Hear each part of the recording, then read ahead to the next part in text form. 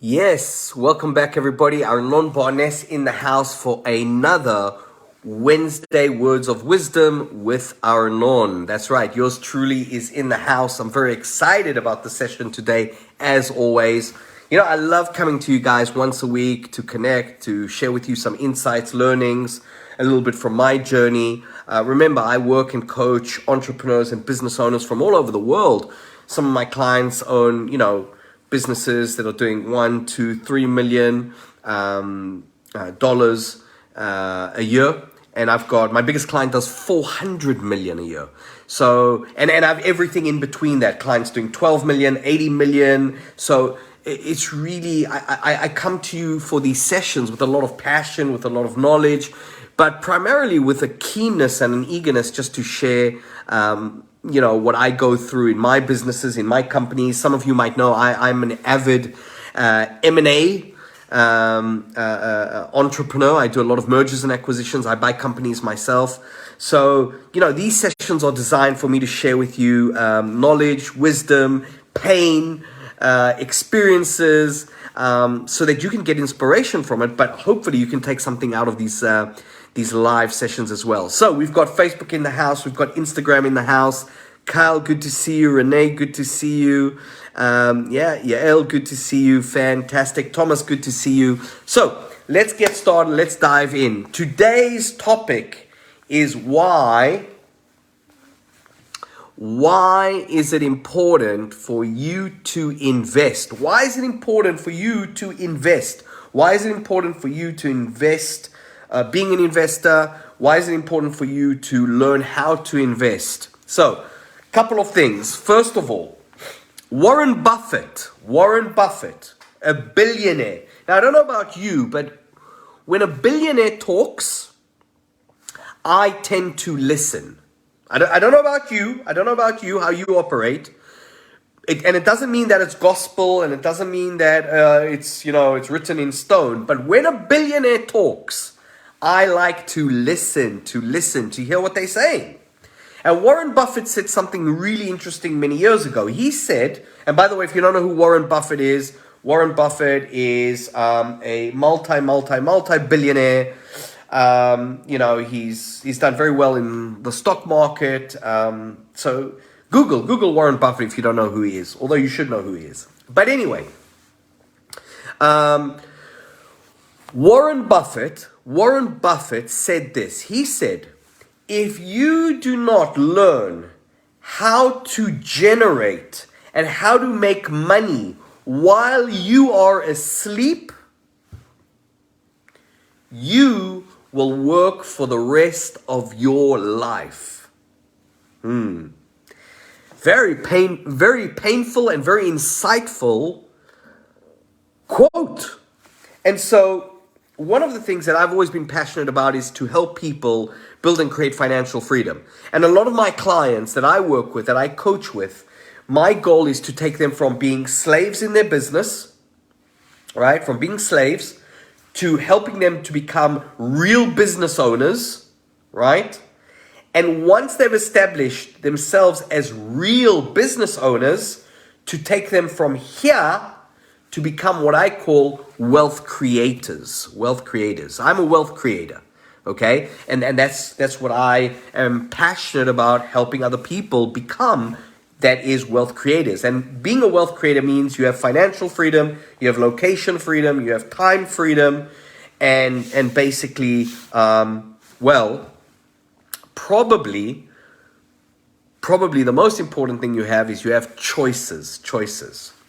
And that's the first reason why you want to learn how to invest. The first reason why you want to learn how to invest is you want choice. It's not about money. It's not about income. It's about choice. It's like when people say to me, oh, Arnon, I'm part of the 5 a.m. club. I'm like, good for you. I am part of the wake up whenever the fuck I want club. That's the club I'm in.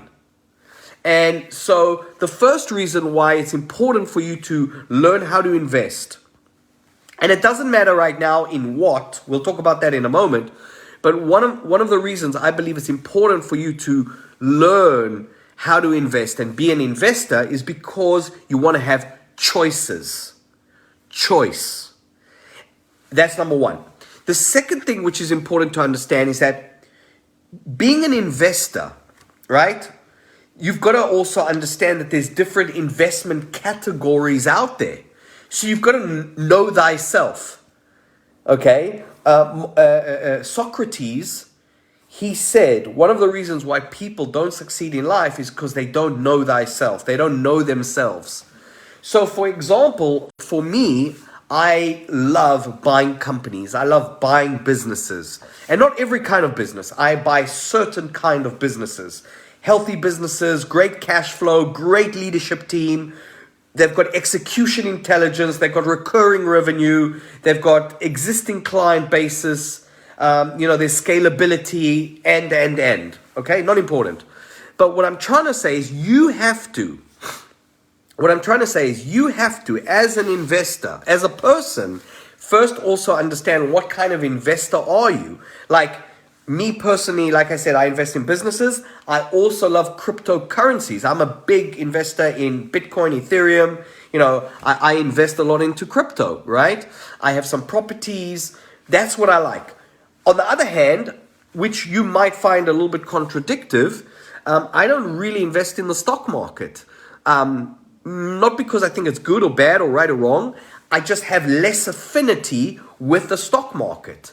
I don't put any money into the S&P 500. I'm not invested in any companies on the stock market. And again, I'm not saying it's good or bad or right or wrong. It's just it feels better to me to buy a business or to buy more Bitcoin, if that makes sense. So the second thing about investing is number one is investing gives you choice. Number two, which is really important, you got to know yourself. You got to get to know what kind of investments makes more sense for you. Is it buying a business? And here are a few business ideas or investment ideas. You could invest in a business. You can invest in a brick and mortar business. You can buy a brick and mortar business. You can invest in an online business. You can invest in some real estate, right? You can invest in the stock market. You can invest in cryptocurrencies. So there's quite a different spectrum of investments that are out there. But you got to know yourself. Which one feels best to you, okay? That's the second thing. And another very important point when it comes to investing, and this is the big one, is you've got to learn how to, number one, invest with people that you trust at the highest level. And you have to make sure that when you invest with someone, that you discuss beforehand what the investment pros and cons are.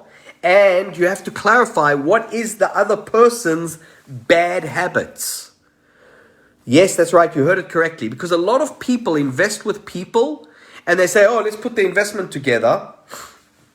I'll put in 50 grand, you put in 50 grand, you put in $500,000, I'll put in $500,000, and they draft an agreement.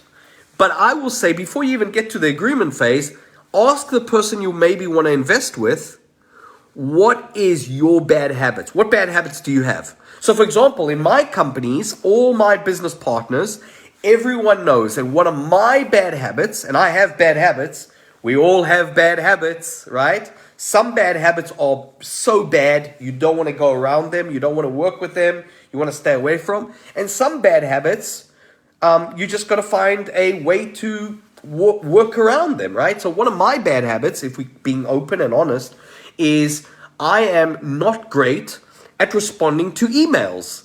So if you send me an email, right, you could wait a couple of days till you get a response from me.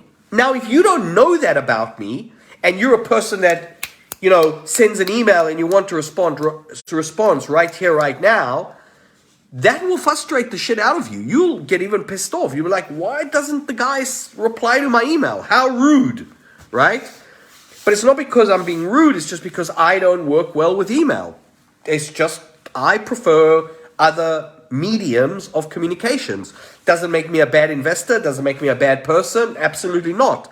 But I'm very clear that if you want to work with me, there are other ways to get in touch with me faster, easier, and get a better, quicker, and more a more acknowledged response than sending me an email. So that is a bad habit, okay? But is that a bad habit you could live with? Is that a bad habit you could live with, or is that a deal breaker? And once you're aware of it, well, you just work around it. There's other ways to communicate today. There's through WhatsApp, there's through SMS, there's through phone, there's through Skype, there's through Zoom. There's different ways, right? But you got to be clear about who you're investing with, what are their bad habits, number one, and number two is you've got to make sure that when you're going into investment, is if you're going to invest with somebody else, right? Maybe you don't have the amount of money, or maybe they bring the money and you bring the sweat equity. They bring the money, you might bring the knowledge, the expertise, the gift, the talent, the grit, whatever it is, right? So there could be a trade-off, because having money, you could have, like, I am cash rich, but I am time poor. Someone else might be time rich, but cash poor. So that might be a good person for me to work with. But what's really important is that if you are investing with another person, what you want to do is you always, it's going to sound weird, you always want to marry like enemies so you can divorce like friends if you have to. A lot of people invest together, build a business together, create a partnership together, establish a brand together, produce a service, a product together, but they do it like they're still on honeymoon. Oh yeah, we love each other and we're going to build a business and, let's go, and everything is rainbows and unicorns and pink glasses.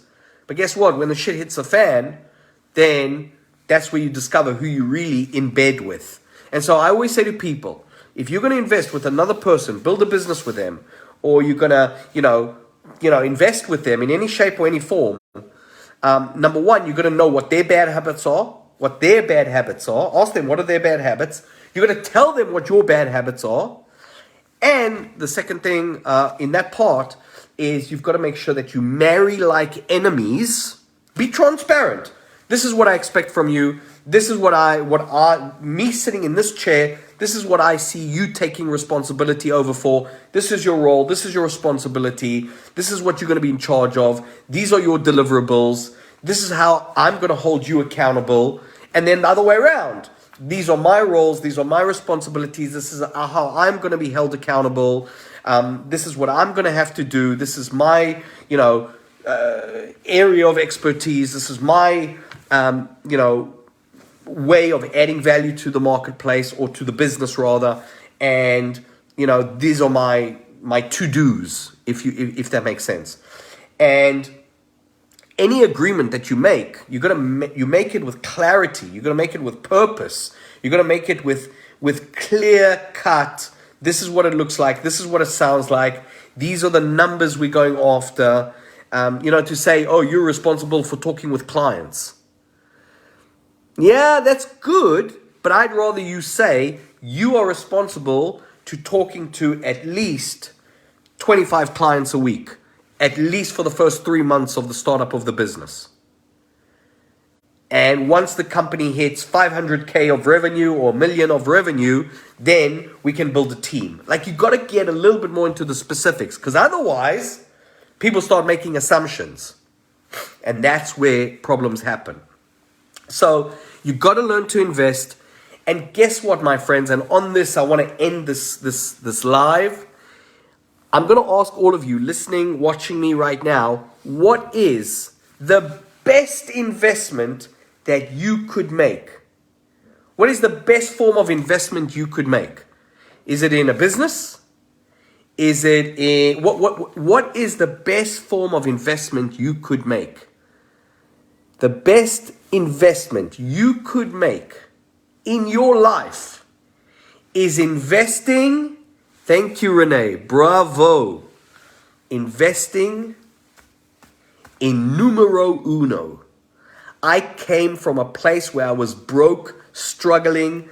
I had no money, zero money. I didn't have a rich daddy. I didn't have a rich mommy. I didn't have rich brothers or sisters. I didn't have a rich uncle who gave me a check and said, Arnon, here's $1 million. Go make it happen, lad.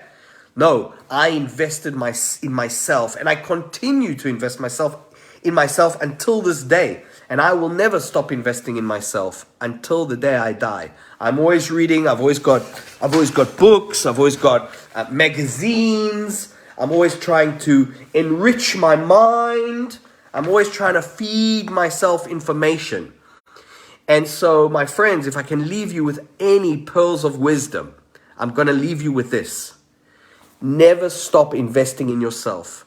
Take the book, read the book, go to the seminar, attend the seminar, learn from the seminar, get the coach. If you can't afford a world-class coach, get someone that may be a little bit ahead of you. But don't stop ever investing in yourself, because that is truly the best investment you can make. And guess what? When clients come to me and say, I want to grow the business, I want to grow my money, I want to grow my income, I say, we don't have to do any of that. All we have to do is grow you. If we grow you, everything else will grow. So on that note, I want to wish you all a great day. I want to wish you an amazing week. Sending all of my friends that are tuning in, whether you're from Australia, from Europe, from wherever you're tuning in from, I'm sending you a lot of love, passion, power. Stay in your power this week. And remember, do what's right, add value to the marketplace, and things will always be good. So until next week, I wish you all the best. Stay strong. Ciao.